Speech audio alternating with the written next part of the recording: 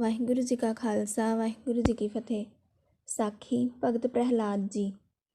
ਆਦਿ ਕਾਲ ਵਿੱਚ ਜਦੋਂ ਭਾਰਤ ਵਰਸ਼ ਵਿੱਚ ਦੈਂਤ ਤੇ ਦੇਵਤੇ ਰਹਿੰਦੇ ਸਨ, ਸ਼੍ਰੀ ਰਾਮਚੰਦਰ ਜੀ ਤੋਂ ਵੀ ਪਹਿਲੇ ਉੱਤਰਾਖੰਡ ਵਿੱਚ ਪ੍ਰਹਿਲਾਦ ਭਗਤ ਹੋਇਆ। ਇਸ ਭਗਤ ਦੀ ਮਹਿਮਾ ਬਹੁਤ ਹੈ। ਗੁਰਬਾਣੀ ਵਿੱਚ ਅਨੇਕਾਂ ਤੁਕਾਂ ਐਸੀਆਂ ਹਨ ਜਿਨ੍ਹਾਂ ਵਿੱਚ ਇਹਨਾਂ ਦਾ ਨਾਮ ਲਿਖਿਆ ਹੈ। ਰਾਮ ਨਾਮ ਲੈਂਦਾ ਸੀ।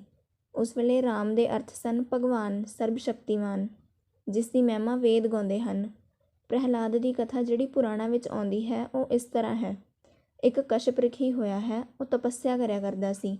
ਗਾੜੇ ਜੰਗਲਾਂ ਵਿੱਚ ਤਪੱਸਿਆ ਕਰਨ ਪਿੱਛੋਂ ਉਸ ਦੇ ਮਨ ਐਸਾ ਆਇਆ ਕਿ ਉਸ ਜੰਗਲ ਛੱਡ ਕੇ ਮਨੁੱਖ ਵਸੋਂ ਵੱਲ ਚਲਿਆ ਗਿਆ। ਮਨੁੱਖ ਵਸੋਂ ਵਿੱਚ ਫਿਰਦਿਆਂ ਹੋਇਆਂ ਉਸ ਦਾ ਮਨ ਦਿਤੀ ਨਾਮ ਦੀ ਸੁੰਦਰੀ ਤੇ ਮੁਟਿਆਰ ਕੰਨਿਆ ਨੂੰ ਦੇਖ ਕੇ ਡੋਲ ਗਿਆ। ਉਸਨੇ ਕੰਨਿਆ ਨੂੰ ਆਖਿਆ ਕਿ ਉਹ ਉਸ ਨਾਲ ਸ਼ਾਦੀ ਕਰ ਲਵੇ। ਉਹ ਕੰਨਿਆ ਮੰਨ ਗਈ। ਉਸਦੇ ਮਾਪੇ ਵੀ ਮੰਨ ਗਏ ਤੇ ਰਿਸ਼ੀ ਨੇ ਦਿਤੀ ਨਾਲ ਵਿਆਹ ਕਰ ਲਿਆ। ਕੋਈ ਸਮਾਂ ਪਾ ਕੇ ਦਿਤੀ ਦੀ ਕੁੱਖੋਂ 2 ਪੁੱਤਰ ਹੋਏ ਤੇ ਇੱਕ ਕੰਨਿਆ ਹੋਈ। ਪੁੱਤਰਾਂ ਦੇ ਨਾਮ ਹਿਰਣਿਕਸ਼ਿਪ ਤੇ ਹਰਨਾਕਸ਼ ਸਨ ਤੇ ਕੰਨਿਆ ਦਾ ਨਾਮ ਹੋਲਕਾ ਸੀ। ਇਹ ਤਿੰਨੇ ਭੈਣ ਭਾਈ ਬਲਵਾਨ ਹੋਏ। ਦੋਹਾਂ ਪੁੱਤਰਾਂ ਨੇ ਰਾਜ ਕਾਇਮ ਕਰ ਲਿਆ। ਇੱਕ ਦਿਨ ਹਿਰਣਿਕਸ਼ਿਪ ਵਿਰਾਹ ਭਗਵਾਨ ਹੱਥੋਂ ਮਾਰਿਆ ਗਿਆ। ਉਸਦੀ ਮੌਤ ਤੋਂ ਉਸਦਾ ਛੋਟਾ ਭਾਈ ਵੀ ਡਰ ਗਿਆ।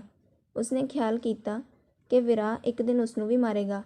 ਵਿਰਾਹ ਕਿਉਂਕਿ ਦੇਵਤਾ ਸੀ ਤੇ ਹਰਨਾਕਸ਼ ਦੈਂਤ ਸੀ। ਦੇਵਤਿਆਂ ਨਾਲ ਟਾਕਰਾ ਕਰਨਾ ਬੜਾ ਔਖਾ ਸੀ, ਪਰ ਭਰਾ ਦੇ ਖੂਨ ਦਾ ਬਦਲਾ ਲੈਣਾ ਵੀ ਜ਼ਰੂਰੀ ਸੀ। ਕ੍ਰੋਧਵਾਨ ਹਰਨਾਕਸ਼ ਰਾਹ ਲੱਭਣ ਲੱਗਾ। ਅੰਤ ਉਸਨੇ ਭਗਵਾਨ ਨੂੰ ਖੁਸ਼ ਕਰਕੇ ਵਰ ਪ੍ਰਾਪਤ ਕਰਨ ਵਾਸਤੇ ਉਗਰ ਤਪ ਕਰਨਾ ਸ਼ੁਰੂ ਕੀਤਾ। ਉਹ ਤਪ ਕਰਨ ਲੱਗਾ। ਤਪ ਵੀ ਇੰਨਾ ਕਠਨ ਤੇ ਘੋਰ ਕੀਤਾ ਕਿ ਇੰਦਰ ਵਰਗੇ ਦੇਵਤੇ ਘਬਰਾ ਗਏ। ਇੰਦਰ ਨੇ ਹਰਨਾਕਸ਼ ਦੀ ਰਾਜਧਾਨੀ ਉੱਤੇ ਹਮਲਾ ਕਰਕੇ ਲੁੱਟ ਮਚਾਈ, ਅਨੇਕਾਂ ਦੈਂਤ ਮਾਰੇ ਤੇ ਉਸਦੀ ਗਰਭਵਤੀ ਇਸਤਰੀ ਕਿਆਦੂ ਲੈ ਕੇ ਇੰਦਰ ਲੋਕ ਨੂੰ ਚਲਿਆ ਗਿਆ। ਜਦੋਂ ਉਹ ਲਈ ਜਾਂਦਾ ਸੀ ਤਾਂ ਰਾਹ ਵਿੱਚ ਨਾਰਦ ਮੁਨੀ ਜੀ ਉਸਨੂੰ ਮਿਲ ਪਏ। ਨਾਰਦ ਤ੍ਰੈਕਾਲਦਰਸ਼ੀ ਸੀ। ਉਸਨੇ ਦੇਖਿਆ ਕਿ ਕਿਆਦੂ ਐਸੇ ਬਾਲਕ ਦੀ ਮਾਂ ਬਣਨ ਵਾਲੀ ਹੈ ਜਿਸ ਦਾ ਸਿਤਾਰਾ ਉੱਚਾ ਹੈ ਤੇ ਭਗਤ ਹੋਏਗਾ। ਉਸਨੇ ਇੰਦਰ ਨੂੰ ਆਖਿਆ, ਹੇ ਦੇਵਰਾਜ, ਲੜਾਈ ਤਾਂ ਪੁਰਸ਼ਾਂ ਨਾਲ ਹੁੰਦੀ ਹੈ। ਇਸਤਰੀ ਤੇ ਹੱਥ ਚੁੱਕਣਾ ਠੀਕ ਨਹੀਂ। ਇਹ ਇਸਤਰੀ ਨਿਰਦੋਸ਼ ਹੈ। ਨਿਰਦੋਸ਼ ਇਸਤਰੀ ਨੂੰ ਤੰਗ ਕਰਨਾ ਭਗਵਾਨ ਦੀ ਨਿੰਦਾ ਹੈ। ਇਸ ਨੂੰ ਛੱਡ ਦੇ। ਪਹਿਲਾਂ ਤਾਂ ਇੰਦਰ ਉਰਾ-ਪੁਰਾ ਕਰਨ ਲੱਗਾ। ਮੁੜ ਉਸਨੂੰ ਨਾਰਦ ਦੀ ਮਹਿਮਾ ਦਾ ਧਿਆਨ ਆਇਆ ਤਾਂ ਉਸਨੇ ਕਿਆਦੂ ਨੂੰ ਛੱਡ ਦਿੱਤਾ। ਨਾਰਦ ਕਿਆਦੂ ਨੂੰ ਆਪਣੇ ਆਸ਼ਰਮ ਵਿੱਚ ਲੈ ਗਿਆ ਤੇ ਧੀਆਂ ਵਾਂਗ ਉਸਦੀ ਦੇਖਭਾਲ ਕੀਤੀ। ਦੈਂਤ ਕੰਨਿਆ ਤੇ ਹਰਨਾਕਸ਼ ਦੈਂਤ ਦੀ ਪਤਨੀ ਕਿਆਦੂ ਨਾਰਦ ਦੇ ਆਸ਼ਰਮ ਵਿੱਚ ਰਹੀ ਤਾਂ ਉਸਦੀ ਸੰਗਤ ਬਦਲ ਗਈ। ਉਹ ਭਗਤੀ ਤੇ ਹਰੀ ਨਾਮ ਦੀ ਕਥਾ ਸੁਣਨ ਲੱਗੀ। ਨਾਰਦ ਵੀ ਉਸਨੂੰ ਗਿਆਨ ਸੁਣਾਇਆ ਕਰਦਾ ਸੀ। ਉਸ ਗਿਆਨ ਦਾ ਅਸਰ ਬੱਚੇ ਤੇ ਪਿਆ। ਕੁਝ ਦਿਨ ਪਾ ਕੇ ਨਾਰਦ ਦੇ ਆਸ਼ਰਮ ਵਿੱਚ ਹੀ ਕਿਆਦੂ ਨੇ ਬੱਚੇ ਨੂੰ ਜਨਮ ਦਿੱਤਾ, ਜਿਸ ਦਾ ਨਾਮ ਪ੍ਰਹਿਲਾਦ ਰੱਖਿਆ। ਇਸ ਪ੍ਰਥਾਏ ਭਾਈ ਗੁਰਦਾਸ ਜੀ ਫਰਮਾਉਂਦੇ ਹਨ। ਘਰ ਹਰਨਾਕਸ਼ ਦੈਂਤ ਦੇ ਕੱਲਰ ਕਵਲ ਭਗਤ ਪ੍ਰਹਿਲਾਦ, ਪੜ੍ਹਨ ਪਠਾਇਆ ਚਾਟਸਾਲ, ਪਾਂਦੇ ਚਿੱਤ ਹੋਆ ਅਹਿਲਾਦ। ਸਿਮਰੇ ਮਨ ਵਿੱਚ ਰਾਮ ਨਾਮ, ਗਾਵੈ ਸ਼ਬਦ ਅਨਾਹਦ ਨਾਦ। ਭਗਤ ਕਰਨ ਸਭ ਚਾਟੜੇ, ਪਾਂਦੇ ਹੋਏ ਰਹੇ ਵਿਸਮਾਦ। ਰਾਜੇ ਪਾਸ ਰੂ ਆਇਆ, ਦੋਖੀ ਦੈਤ ਵਧਾਇਆ ਵਾਦ। ਜਲ ਅਗਨੀ ਵਿੱਚ ਘੱਤਿਆ, ਜਲੈ ਨ ਡੁੱਬੈ ਗੁਰ ਪ੍ਰਸਾਦ। ਕੱਢ ਖੜਗ ਸਦ ਪੁੱਛਿਆ, ਕੌਣ ਸੋ ਤੇਰਾ ਹੈ ਉਸਤਾਦ। ਥੰਮ ਪਾੜ ਪ੍ਰਗਟਿਆ ਨਰਸਿੰਘ ਰੂਪ ਅਨੂਪ ਅਨਾਦ। ਬੇਮੁਖ ਪਕੜ ਪਛਾੜਿਅਨ, ਸੰਤ ਸਹਾਈ ਆਦ ਜੁਗਾਦ। ਜੈ ਜੈਕਾਰ ਕਰਨ ਬ੍ਰਹਮਾਦ। ਭਾਈ ਗੁਰਦਾਸ ਜੀ ਦੇ ਬਚਨ ਅਨੁਸਾਰ ਕੱਲਰ ਵਿੱਚ ਕੰਵਲ ਫੁੱਲ ਉੱਗਿਆ। ਦੈਂਤ ਦੇ ਘਰ ਭਗਤ ਹੋਇਆ।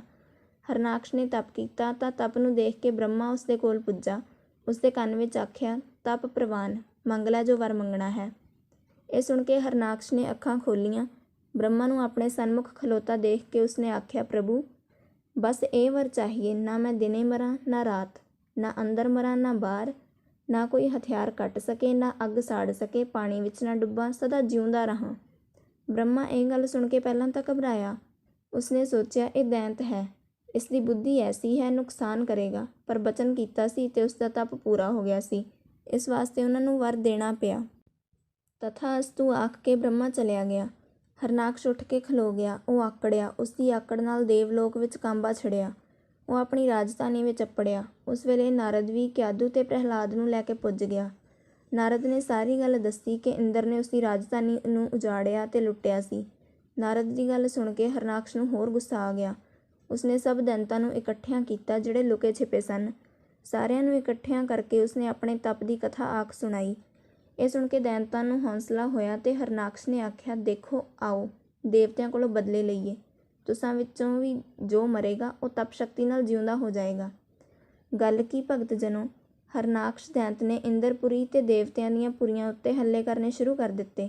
ਸਭ ਤੋਂ ਵੱਡਾ ਹਮਲਾ ਇੰਦਰਪੁਰੀ ਉੱਤੇ ਕੀਤਾ। ਇੰਦਰ ਮੁਕਾਬਲਾ ਨਾ ਕਰ ਸਕਿਆ। ਉਹ ਆਪਣੀਆਂ ਰਾਣੀਆਂ ਤੇ ਦੇਵਦਾਸੀਆਂ ਨੂੰ ਲੈ ਕੇ ਬ੍ਰਹਮਲੋਕ ਵੱਲ ਨੱਠ ਗਿਆ। ਹਰਨਾਕਸ਼ ਨੇ ਉਸਦੀ ਇੰਦਰਪੁਰੀ ਉਜਾੜ ਦਿੱਤੀ। ਦੇਵਤਿਆਂ ਦੀ ਕੱਟ-ਵੱਢ ਕੀਤੀ। ਕੱਟ-ਵੱਢ ਵੀ ਐਸੀ ਜੈਸੀ ਕਿਸੇ ਨੇ ਦੇਖੀ ਨਹੀਂ ਸੀ। ਅਨੇਕਾਂ ਦੇਵਤਿਆਂ ਨੂੰ ਅੰਗਹੀਣ ਕਰ ਦਿੱਤਾ।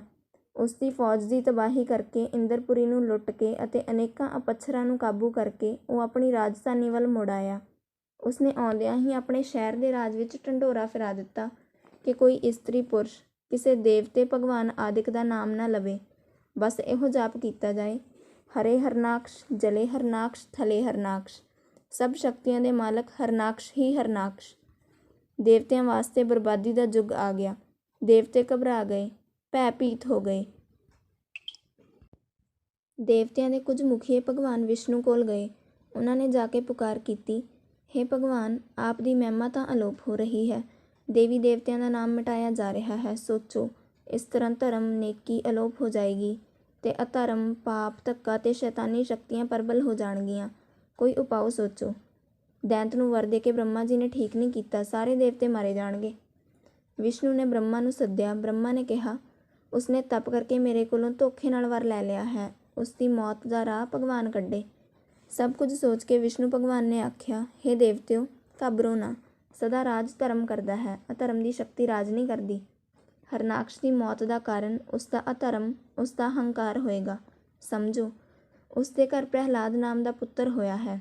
ਉਸ ਬਾਲਕ ਦੇ ਹਿਰਦੇ ਵਿੱਚ ਰਾਮ ਨਾਮ ਦਾ ਪ੍ਰਕਾਸ਼ ਹੋਏਗਾ। ਉਹ ਵਸੀਲਾ ਬਣੇਗਾ, ਮਾਰਿਆ ਜਾਏਗਾ। ਚਿੰਤਾ ਨਾ ਕਰੋ, ਧਰਮ ਤੇ ਅਧਰਮ ਦੀ ਲੜਾਈ ਆਰੰਭ ਹੋ ਜਾਏਗੀ। ਇਹ ਸੁਣ ਕੇ ਦੇਵਤੇ ਖੁਸ਼ ਹੋਏ। ਉਹ ਆਪੋ ਆਪਣੇ ਸਥਾਨਾਂ ਵੱਲ ਪਧਾਰ ਗਏ। ਉਹਨਾਂ ਦੇ ਜੀਵਨ ਦਾ ਹਨੇਰਾ ਦੂਰ ਹੋ ਰਿਹਾ ਸੀ।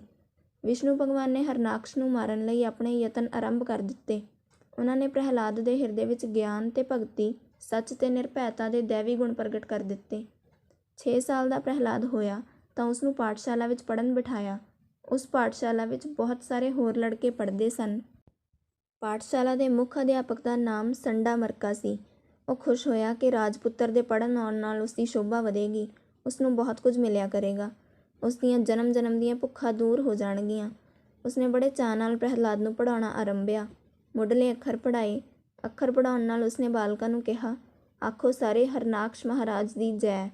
ਸਾਰਿਆਂ ਆਖਿਆ, ਹਰਨਾਕਸ਼ ਮਹਾਰਾਜ ਦੀ ਜੈ। ਪਰ ਬਾਲਕ ਪ੍ਰਹਿਲਾਦ ਖਲੋਤਾ ਦੇਖਦਾ ਰਿਹਾ। ਉਹ ਚੁੱਪ ਰਿਹਾ। ਇਸ ਤਰ੍ਹਾਂ ਕੁਝ ਦਿਨ ਲੰਘ ਗਏ। ਸੰਡੇ ਮਰਕੇ ਦਾ ਧਿਆਨ ਪਿਆ ਕਿ ਪ੍ਰਹਿਲਾਦ ਹਰਨਾਕਸ਼ ਦਾ ਨਾਮ ਨਹੀਂ ਲੈਂਦਾ। ਉਹ ਚੁੱਪ ਕਰ ਜਾਂਦਾ ਹੈ। ਸਮਝੋ ਵਿਸ਼ਨੂੰ ਭਗਵਾਨ ਦੀ ਪ੍ਰੇਰਨਾ ਸੀ। ਉਸਨੇ ਖੇਡ ਖੇਡਣੀ ਸੀ, ਸੋ ਖੇਡਣ ਲੱਗ ਪਿਆ। ਪ੍ਰਹਿਲਾਦ ਬੇਟਾ, ਸ੍ਰੀ ਹਰਨਾਕਸ਼ ਦਾ ਨਾਂ ਲੈ। ਸੰਡੇ ਮਰਕੇ ਨੇ ਉਸਨੂੰ ਪਿਆਰ ਨਾਲ ਕਿਹਾ। ਪੰਡਾ ਜੀ, ਹਰਨਾਕਸ਼ ਤਾਂ ਮੇਰੇ ਪਿਤਾ ਜੀ ਦਾ ਨਾਂ ਹੈ। ਪਿਤਾ ਜੀ ਦਾ ਨਾਂ ਭਲਾ ਮੈਂ ਕਿਵੇਂ ਲੈ ਸਕਦਾ ਹਾਂ? ਐਸਾ ਕਿਵੇਂ ਹੋ ਸਕਦਾ ਹੈ? ਪ੍ਰਹਿਲਾਦ ਦਾ ਉੱਤਰ ਸੀ, ਇਹ ਠੀਕ ਹੈ, ਤੁਸਾਂ ਦਾ ਪਿਤਾ ਹੈ, ਤੁਸੀਂ ਭਾਗਾਂ ਵਾਲੇ ਹੋ, ਪਰ ਉਸਨੇ ਤਪੱਸਿਆ ਦੇ ਬਲ ਨਾਲ ਸਾਰੇ ਦੇਵੀ ਦੇਵਤਿਆਂ ਨੂੰ ਜਿੱਤ ਲਿਆ ਹੈ। ਅਮਰ ਹੋ ਗਿਆ ਹੈ, ਮਰ ਨਹੀਂ ਸਕਦਾ। ਉਸ ਦਾ ਐਸਾ ਹੁਕਮ ਹੈ ਕਿ ਉਹਨਾਂ ਦਾ ਨਾਮ ਲਿਆ ਜਾਏ, ਸ਼੍ਰੀ ਹਰਨਾਕਸ਼, ਜਲੇ ਥਲੇ ਹਰਨਾਕਸ਼। ਇਹ ਸੁਣ ਕੇ ਪ੍ਰਹਿਲਾਦ ਮੁਸਕਰਾ ਪਿਆ। ਵਿਸ਼ਨੂੰ ਦੀ ਕਿਰਪਾਲਤਾ ਨਾਲ ਉਹਨਾਂ ਦੇ ਅੰਦਰਲੀ ਆਤਮਾ ਇੱਕ ਬੁੱਢੇ ਰਿਸ਼ੀ ਵਾਂਗ ਪ੍ਰਕਾਸ਼ਮਾਨ ਹੋ ਗਈ। ਅਸਲ ਧਰਮ ਦਾ ਗਿਆਨ ਹੋ ਗਿਆ ਤੇ ਉਹਨਾਂ ਦੇ ਬੁੱਲ੍ਹਾਂ ਉੱਤੇ ਆਇਆ ਰਾਮ ਨਾਮ, ਜਲੇ ਥਲੇ। ਅਗਨ ਹਵਾ ਸਭ ਮੇਂ ਰਮ ਰਿਹਾ, ਰਾਮ ਭਗਵਾਨ ਰਾਮ। ਪੰਡਾ ਜੀ, ਦੇਵਤਿਆਂ ਤੋਂ ਉੱਪਰ ਭਗਵਾਨ ਹੈ। ਰਾਮ ਨੂੰ ਤਾਂ ਪਿਤਾ ਜੀ ਨੇ ਨਹੀਂ ਜਿੱਤਿਆ, ਇਸ ਲਈ ਸਭ ਦਾ ਦਾਤਾ ਰਾਮ ਹੈ। ਪ੍ਰਹਿਲਾਦ ਜੀ ਦੀ ਜ਼ੁਬਾਨੋਂ ਇਹ ਗੱਲ ਸੁਣ ਕੇ ਪੰਡੇ ਦੀ ਆਤਮਾ ਤਾਂ ਡਰ ਗਈ। ਉਸਨੇ ਸਮਝ ਲਿਆ, ਇਹ ਤਾਂ ਕੋਈ ਅਵਤਾਰ ਜੀਵ ਹੈ। ਭਲਾ 6-7 ਸਾਲ ਦਾ ਬੱਚਾ ਤੇ ਗੱਲਾਂ ਕਰੇ ਆਤਮਿਕ ਗਿਆਨ ਦੀਆਂ। ਪੰਡੇ ਨੇ ਬਹੁਤ ਸਮਝਾਉਣ ਦਾ ਯਤਨ ਕੀਤਾ, ਪਰ ਪ੍ਰਹਿਲਾਦ ਨਾ ਮੰਨਿਆ। ਉਹ ਰਾਮ ਦਾ ਪਿਆਰਾ ਰਿਹਾ। ਉਸਨੇ ਦੂਸਰੇ ਮੁੰਡੇ ਵੀ ਵਿਗਾੜ ਦਿੱਤੇ। ਰਾਮ ਤੋਂ ਨਗਾਈ ਜਾਣ ਲੱਗੀ।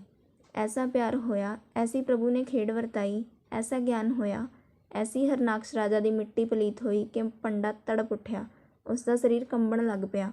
ਉਹ ਦੈਂਤ ਹਰਨਾਕਸ਼ ਦੇ ਗੁੱਸੇ ਕੋਲੋਂ ਡਰਦਾ ਸੀ। ਉਸਨੇ ਦੇਖਿਆ ਸੀ, ਹਰਨਾਕਸ਼ ਤਾਂ ਕਿਸੇ ਦੀ ਜਾਨ ਨਹੀਂ ਛੱਡਦਾ। ਉਸਨੂੰ ਪੁੱਛਣ ਵਾਲਾ ਕੋਈ ਨਹੀਂ ਸੀ।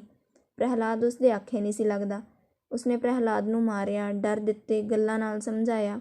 ਅੰਤ ਇੱਕ ਰੋਹਬ ਭਰੀ ਭਾਰੀ ਕਿਸੇ ਪੂਰੇ ਮਰਦ ਦੀ ਆਵਾਜ਼ ਵਾਂਗ ਪੰਡੇ ਨੂੰ ਉੱਤਰ ਮਿਲਿਆ, ਪੰਡੇ, ਕੁਝ ਵੀ ਹੋਏ, ਰਾਮ ਹੀ ਰਾਮ ਹੈ। ਰਾਮ ਤੋਂ ਵੱਡਾ ਕੋਈ ਨਹੀਂ। ਰਾਮ ਨੇ ਹੀ ਦੈਂਤਾਂ ਨੂੰ ਮਾਰਨਾ ਹੈ। ਪੰਡਾ ਸਿਰ ਤੇ ਪੈਰ ਰੱਖ ਕੇ ਨੱਠ ਗਿਆ। ਹਰਨਾਕਸ਼ ਦੇ ਦਰਬਾਰ ਵਿੱਚ ਜਾ ਕੇ ਦੰਡਵਤ ਪ੍ਰਣਾਮ ਕਰਕੇ ਉਸਨੇ ਹੱਥ ਜੋੜ ਕੇ ਆਖਿਆ, ਮਹਾਰਾਜ, ਮੈਂ ਮਜਬੂਰ ਹਾਂ ਆਖਣ ਲਈ। ਜ਼ੁਬਾਨ ਛੋਟੀ ਤੇ ਗੱਲ ਵੱਡੀ ਹੈ। ਆਪ ਦਾ ਰਾਜਪੁੱਤਰ ਆਪ ਦਾ ਨਾਂ ਨਹੀਂ ਜਪਦਾ, ਉਹ ਤਾਂ ਰਾਮ ਆਖਦਾ ਹੈ। ਭਗਵਾਨ ਨੇ ਐਸੀ ਖੇਡ ਵਰਤਾਈ। ਉਸ ਵੇਲੇ ਪੰਡੇ ਦੇ ਮੂੰਹੋਂ ਨਿਕਲਿਆ ਰਾਮ ਸ਼ਬਦ ਹਰਨਾਕਸ਼ ਦੇ ਦਰਬਾਰ ਵਿੱਚ ਇੰਨਾ ਗੂੰਜਿਆ, ਉਸਨੇ ਕੰਨਾਂ ਵਿੱਚ ਉਂਗਲਾਂ ਲੈ ਲਈਆਂ। ਉਸਨੂੰ ਕ੍ਰੋਧ ਚੜ੍ਹਿਆ ਕਿ ਉਹ ਆਪੇ ਤੋਂ ਬਾਹਰ ਹੋ ਕੇ ਗਰਜਿਆ, ਇਹ ਨਹੀਂ ਹੋ ਸਕਦਾ। ਕੋਈ ਵੀ ਮੇਰੇ ਨਾਂ ਤੋਂ ਬਿਨਾਂ ਕਿਸੇ ਹੋਰ ਦਾ ਨਾਂ ਜਪੇ, ਕੋਈ ਜ਼ਿੰਦਾ ਨਹੀਂ ਰਹਿ ਸਕਦਾ। ਮੈਂ ਆਪ ਪੁੱਛਾਂਗਾ। ਹਰਨਾਕਸ਼ ਦੇ ਇਹਨਾਂ ਸ਼ਬਦਾਂ ਨਾਲ ਦਰਬਾਰ ਗੂੰਜ ਉੱਠਿਆ। ਸਾਰੇ ਦਰਬਾਰੀ ਤੇ ਸੇਵਕ ਡਰ ਗਏ, ਕੰਬ ਉੱਠੇ। ਉਹਨਾਂ ਨੂੰ ਇਉਂ ਪ੍ਰਤੀਤ ਹੋਇਆ ਜਿਵੇਂ ਭੁਚਾਲ ਆਇਆ ਸੀ, ਦਰਬਾਰ ਡੋਲ ਗਿਆ ਸੀ। ਸੱਦਿਆ ਗਿਆ ਭਗਤ ਪ੍ਰਹਿਲਾਦ ਨੂੰ ਬਾਪ ਨੇ ਸੱਦਿਆ। ਉਸ ਵੇਲੇ ਦੈਂਤ ਦਾ ਮੂੰਹ ਲਾਲ ਸੁਰਖ ਹੋਇਆ ਸੀ। ਪ੍ਰਹਿਲਾਦ, ਪੰਡਾ ਸ਼ਿਕਾਇਤ ਕਰਦਾ ਹੈ, ਤੂੰ ਮੇਰਾ ਨਾਂ ਨਹੀਂ ਲੈਂਦਾ। ਪਿਤਾ ਜੀ, ਤੁਸੀਂ ਮੇਰੇ ਪਿਤਾ ਜੀ ਹੋਏ। ਪਿਤਾ ਦਾ ਨਾਮ ਲੈਂਦਾ ਮੈਂ ਭਲਾ ਸੋਭਾ ਦਿੰਦਾ ਹਾਂ?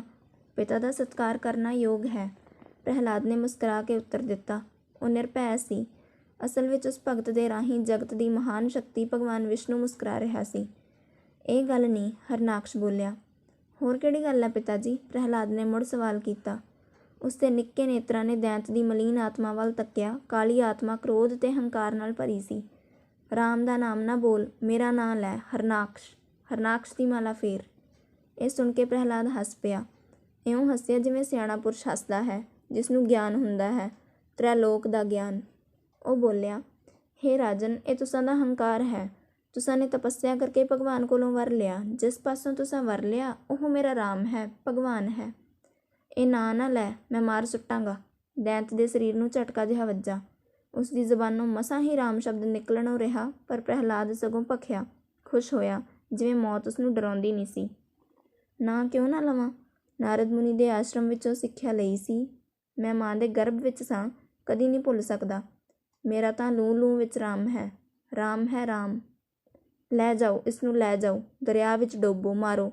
ਹਰਨਾਕਸ਼ ਨੇ ਹੁਕਮ ਦੇ ਦਿੱਤਾ। ਆਪਣੇ ਪੁੱਤਰ ਨੂੰ ਹਰਨਾਕਸ਼ ਨੇ ਦੁਸ਼ਮਣ ਸਮਝਿਆ। ਦੈਂਤ ਦਾ ਦਰਬਾਰ ਡੋਲ ਗਿਆ। ਉਸਦੇ ਦਰਬਾਰੀ ਹੈਰਾਨ ਹੋਏ। ਪ੍ਰਹਿਲਾਦ ਦੀ ਮਾਂ ਨੇ ਤਰਲਾ ਕੀਤਾ, ਪਰ ਹਰਨਾਕਸ਼ ਕਿਸੇ ਦੀ ਗੱਲ ਨਹੀਂ ਸੁਣਦਾ ਸੀ। ਉਦਾਸੀ ਛਾ ਗਈ, ਪਰ ਪ੍ਰਹਿਲਾਦ ਮੁਸਕਰਾਇਆ। ਉਸਦੇ ਨੇਤਰਾਂ ਵਿੱਚ ਅਨੋਖੀ ਚਮਕ ਆਈ। ਦੈਂਤ ਫੜ ਕੇ ਲੈ ਤੁਰੇ। ਭਾਵੇਂ ਹਰਨਾਕਸ਼ ਤੋਂ ਡਰਦਿਆਂ ਕਿਸੇ ਉੱਚੀ ਸਾਹ ਨਾ ਲਿਆ, ਪਰ ਸਭ ਦੇ ਦਿਲ ਘਬਰਾਏ, ਰੋਏ, ਕਿਉਂਕਿ ਮਾਸੂਮ ਪ੍ਰਹਿਲਾਦ ਸਭ ਦਾ ਪਿਆਰਾ ਸੀ। ਉਹ ਤਾਂ ਸਭ ਨੂੰ ਗੱਲਾਂ ਕਰਕੇ ਆਪਣੇ ਵੱਲ ਖਿੱਚਦਾ ਸੀ। ਰੁੜ ਨਦੀ, ਜਿਸਨੂੰ ਅੱਜ ਕੱਲ੍ਹ ਸਤਲੁਜ ਦਰਿਆ ਆਖਿਆ ਜਾਂਦਾ ਹੈ, ਉਸ ਵੇਲੇ ਮੁਲਤਾਨ ਸ਼ਹਿਰ ਦੇ ਨੇੜੇ ਦੀ ਲੰਘਦਾ ਸੀ, ਤੇ ਮੁਲਤਾਨ ਹੀ ਹਰਨਾਕਸ਼ ਦਾ ਸ਼ਹਿਰ ਸੀ। ਉਹ ਅੱਧੇ ਪੰਜਾਬ ਦਾ ਰਾਜਾ ਸੀ। ਹੱਥ ਪੈਰ ਬੰਨ੍ਹਣ ਤੋਂ ਬਿਨਾਂ ਹੀ ਜਲਾਦਾਂ ਨੇ ਪ੍ਰਹਿਲਾਦ ਨੂੰ ਨਦੀ ਵਿੱਚ ਸੁੱਟ ਦਿੱਤਾ। ਇਉਂ ਸੁੱਟਿਆ ਜਿਵੇਂ ਕੋਈ ਭਾਰੀ ਪੱਥਰ ਸੁੱਟੀਦਾ ਹੈ। ਪਰ ਧੰਨ ਹੈ ਭਗਵਾਨ, ਪ੍ਰਹਿਲਾਦ ਦਾ ਰਾਮ, ਜਿਹੜਾ ਅਦ੍ਰਿਸ਼ ਹੈ, ਕਰਤਾ ਹਰਤਾ ਹੈ, ਉਹ ਪਹਿਲਾਂ ਹੀ ਪੁੱਜ ਗਿਆ। ਉਸਨੇ ਆਪਣੇ ਹੱਥਾਂ ਉੱਤੇ ਆਪਣੇ ਭਗਤ ਨੂੰ ਚੁੱਕ ਲਿਆ। ਹਰ ਜੁਗ ਜੁਗ ਭਗਤ ਉਪਾਇਆ, ਪੈਜ ਰੱਖਦਾ ਆਇਆ ਰਾਮ ਰਾਜੇ। ਪ੍ਰਹਿਲਾਦ ਤਰ ਪਿਆ ਤੇ ਕਿਨਾਰੇ ਆ ਗਿਆ। ਕਿਨਾਰੇ ਲੱਗਾ ਦੇਖ ਕੇ ਦੈਂਤ ਉਸ ਵੱਲ ਨੱਠੇ। ਪ੍ਰਹਿਲਾਦ ਮੁਸਕਰਾਇਆ। ਦੁਸ਼ਟ ਹਰਨਾਕਸ਼ ਦੇ ਮਾਰਨ ਦਾ ਵਸੀਲਾ ਪੈਦਾ ਕਰਨ ਲਈ ਭਗਵਾਨ ਨੇ ਕੌਤਕ ਰਚਿਆ। ਦੈਂਤਾਂ ਨੇ ਮਾਸੂਮ ਬਾਲਕ ਸਮਝ ਕੇ ਸਰਬ ਸ਼ਕਤੀਮਾਨ ਭਗਵਾਨ ਨੂੰ ਮੁੜ ਫੜ ਲਿਆ। ਉਸਦੇ ਸਰੀਰ ਨਾਲ ਭਾਰੀ ਪੱਥਰ ਬੰਨ੍ਹ ਕੇ ਮੁੜ ਦਰਿਆ ਵਿੱਚ ਡੋਬਿਆ। ਪ੍ਰਹਿਲਾਦ ਪਹਿਲਾਂ ਹੇਠਾਂ ਗਿਆ, ਮੁੜ ਉੱਪਰ ਆਇਆ ਤਾਂ ਉਸਦੇ ਸਰੀਰ ਨਾਲ ਪੱਥਰ ਕੋਈ ਨਹੀਂ ਸੀ। ਉਹ ਟੁੱਟ ਕੇ ਹੇਠਾਂ ਹੀ ਰਹਿ ਗਿਆ। ਦੈਂਤ ਹੈਰਾਨ ਹੋਏ, ਉਹ ਡਰ ਗਏ। ਉਹਨਾਂ ਨੇ ਸਮਝ ਲਿਆ ਕਿ ਜ਼ਰੂਰ ਕਿਸੇ ਮਾਇਆ ਸ਼ਕਤੀ ਦਾ ਵਰਤਾਓ ਹੈ। ਉਹਨਾਂ ਨੂੰ ਕੁਝ ਐਸਾ ਦਿਖਾਈ ਦਿੱਤਾ ਜਿਵੇਂ ਅਨੋਖੀਆਂ ਸ਼ਕਤੀਆਂ ਡਰਾਉਂਦੀਆਂ ਸਨ। ਉਹ ਪ੍ਰਹਿਲਾਦ ਨੂੰ ਛੱਡ ਕੇ ਨੱਠ ਗਏ। ਜਾਂ ਹਰਨਾਕਸ਼ ਨੂੰ ਆਖਿਆ, ਉਹ ਨਹੀਂ ਡੁੱਬਦਾ, ਪੱਥਰ ਨਾਲ ਵੀ ਤਰ ਪੈਂਦਾ ਹੈ, ਰਾਮ ਰਾਮ ਬੋਲੀ ਜਾਂਦਾ ਹੈ। ਉਹਨਾਂ ਦੈਂਤਾਂ ਨੂੰ ਝਿੜਕਾਂ ਮਿਲੀਆਂ। ਦੂਸਰਿਆਂ ਨੂੰ ਹੁਕਮ ਕੀਤਾ, ਜਾਓ, ਉੱਚੇ ਪਰਬਤ 'ਤੇ ਖੜ੍ਹ ਕੇ ਸੁੱਟ ਦਿਓ, ਮੈਂ ਸ਼ਕਤੀ ਦਿੰਦਾ ਹਾਂ, ਲੈ ਜਾਓ ਚੁੱਕ ਕੇ। ਉਹਨਾਂ ਦੈਂਤਾਂ ਨੇ ਐਸਾ ਹੀ ਕੀਤਾ। ਉਹ ਚੁੱਕ ਕੇ ਪਰਬਤ ਉੱਤੇ ਲੈ ਗਏ। ਜਦੋਂ ਚਟਾਨ ਤੋਂ ਧੱਕਾ ਦੇਣ ਲੱਗੇ ਤਾਂ ਪ੍ਰਹਿਲਾਦ ਨੇ ਰਾਮ ਆਖਿਆ। ਰਾਮ ਆਖਣ ਦੀ ਢਿੱਲ ਸੀ ਕਿ ਉਸੇ ਵੇਲੇ ਉਸਨੂੰ ਇਉਂ ਪ੍ਰਤੀਤ ਹੋਇਆ ਜਿਵੇਂ ਉਹ ਹਵਾ ਵਿੱਚ ਉੱਡਦਾ ਫੁੱਲ ਸੀ, ਹੌਲਾ ਫੁੱਲ। ਹੇਠਾਂ ਨੂੰ ਆਇਆ, ਧਰਤੀ ਉੱਤੇ ਪੈਰਾਂ ਭਾਰ ਖਲੋ ਗਿਆ। ਰਤਾ ਚੋਟ ਨਾ ਲੱਗੀ। ਰਾਮ ਨੇ ਆਪਣੇ ਭਗਤ ਦੀ ਲਾਜ ਰੱਖੀ, ਆਪਣੀ ਸ਼ਾਨ ਚਮਕਾਈ, ਬ੍ਰਹਮ ਸ਼ਕਤੀ ਦਾ ਪ੍ਰਗਟਾਵਾ ਕੀਤਾ। ਪਰਬਤ ਵਿੱਚੋਂ ਐਸੀ ਬਿਜਲੀ ਸ਼ਕਤੀ ਪ੍ਰਗਟ ਹੋਈ ਕਿ ਦੈਂਤ ਉੱਥੇ ਹੀ ਡਿੱਗ ਕੇ ਸਵਾਹ ਹੋ ਗਏ। ਰਾਮ ਦਾ ਪਿਆਰਾ ਭਗਤ ਤੁਰ ਕੇ ਮੁੜ ਰਾਜਧਾਨੀ ਵਿੱਚ ਆ ਗਿਆ। ਲੱਗਾ ਰਾਮ ਨਾਮ ਦਾ ਗੁਣ ਗਾਉਣ। ਹੁਣ ਸਗੋਂ ਉੱਚੀ ਧੁਨ ਨਾਲ ਗਾਉਂਦਾ ਸੀ। ਸਾਰਾ ਸ਼ਹਿਰ, ਪਸ਼ੂ ਪੰਛੀ ਤੇ ਇਮਾਰਤਾਂ ਵੀ ਰਾਮ ਨਾਮ ਦੀ ਧੁਨ ਗਾਉਣ ਲੱਗੀਆਂ। ਹਰਨਾਕਸ਼ ਘਬਰਾ ਗਿਆ। ਉਸਨੇ ਕ੍ਰੋਧ ਵਿੱਚ ਆ ਕੇ ਪ੍ਰਹਿਲਾਦ ਨੂੰ ਫੜਿਆ ਤੇ ਚਪੇੜਾਂ ਮਾਰੀਆਂ, ਪਰ ਪ੍ਰਹਿਲਾਦ ਮੁਸਕਰਾਉਂਦਾ ਰਿਹਾ। ਉਸਨੇ ਕ੍ਰੋਧ ਨਾ ਕੀਤਾ, ਨਾ ਉਸਨੂੰ ਕੋਈ ਦਰਦ ਪ੍ਰਤੀਤ ਹੋਈ। ਹਰਨਾਕਸ਼ ਦੀ ਭੈਣ ਹੋਲਕਾ ਸੀ। ਉਸਨੂੰ ਮਾਇਆ ਸ਼ਕਤੀ ਦਾ ਪੜਦਾ ਦੇ ਕੇ ਹਰਨਾਕਸ਼ ਨੇ ਆਖਿਆ, ਇਸ ਬਾਲਕ ਨੂੰ ਗੋਦ ਵਿੱਚ ਲੈ ਕੇ ਚਿਖਾ ਉੱਤੇ ਬੈਠ, ਅੱਗ ਲੱਗੇਗੀ, ਤੂੰ ਨਹੀਂ ਸੜਨਾ, ਇਹ ਸੜ ਜਾਏਗਾ। ਐਸਾ ਪੁੱਤਰ ਹੋਣਾ ਠੀਕ ਨਹੀਂ। ਹੋਲਕਾ ਨੇ ਐਸਾ ਹੀ ਕੀਤਾ, ਪਰ ਜਦੋਂ ਲੱਕੜਾਂ ਨੂੰ ਅੱਗ ਲਾਈ ਤਾਂ ਸਭ ਤੋਂ ਪਹਿਲਾਂ ਉਸਨੂੰ ਅੱਗ ਲੱਗੀ। ਉਹ ਤਾਂ ਸੇਕ ਲੱਗਣ 'ਤੇ ਪਿੱਟ ਉੱਠੀ। ਪ੍ਰਹਿਲਾਦ ਹੱਸਦਾ ਰਿਹਾ। ਉਹ ਜਿਉਂ-ਜਿਉਂ ਹੱਸਦਾ ਤਿਉਂ-ਤਿਉਂ ਅੱਗ ਤੇਜ਼ ਹੁੰਦੀ, ਜਿਉਂ-ਜਿਉਂ ਅੱਗ ਤੇਜ਼ ਹੁੰਦੀ ਤਿਉਂ-ਤਿਉਂ ਹੋਲਕਾ ਪਿੱਟਦੀ, ਸੜਦੀ, ਪਰ ਅੱਗ ਵਿੱਚੋਂ ਬਾਹਰ ਨਾ ਨਿਕਲ ਸਕੀ। ਉਹ ਸੜ ਕੇ ਸਵਾਹ ਹੋ ਗਈ। ਦੈਂਤ ਤੇ ਦੈਂਤਣੀਆਂ ਸਭ ਹੈਰਾਨ ਹੋਈਆਂ, ਕੰਨਾਂ ਉੱਤੇ ਹੱਥ ਰੱਖ ਲਏ।